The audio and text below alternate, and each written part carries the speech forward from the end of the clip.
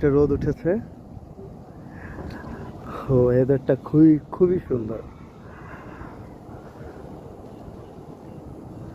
এত সুন্দর একটা পরিবেশ আপনাদের সাথে শেয়ার করার লোভ সামলাতে পারছি না। আজকে এসেছি আমার শ্বশুর বাড়িতে।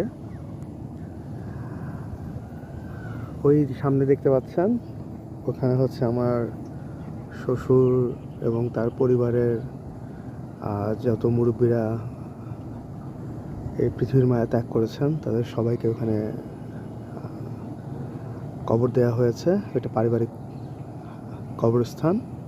আর এটা হচ্ছে বাড়ির সামনের উঠান।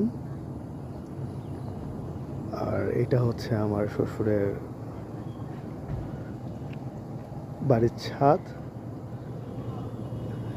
এটা হচ্ছে পুকুর।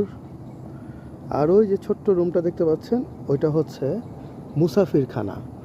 একটা সময় নাকি মুসাফিররা, তারা যারা এক অঞ্চল থেকে আরেক অঞ্চলে হেঁটে হেঁটে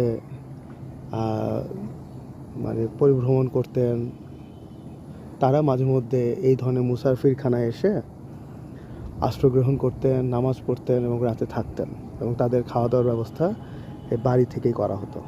আর এই যে মসজিদের পুকুর দেখতে পাচ্ছেন। আর বর্ষাকাল যেহেতু, একদম পুকুর কানায় কানায় পানিতে টইটুম্বুর করছে। মাঠটা পুরোই ভেজা।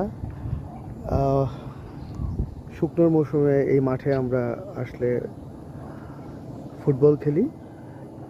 তারপর শীতকালে এখানে হচ্ছে ব্যাডমিন্টনের কোর্ট কাটা হয়, ব্যাডমিন্টন খেলা হয়।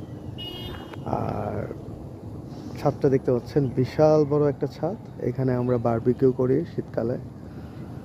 সবাই মিলে আসলে খুব মজা হয়। আজকে আমরা আসছি মূলত হচ্ছে আমার শ্বশুর এবং শ্বশুরের মানে বলে আমার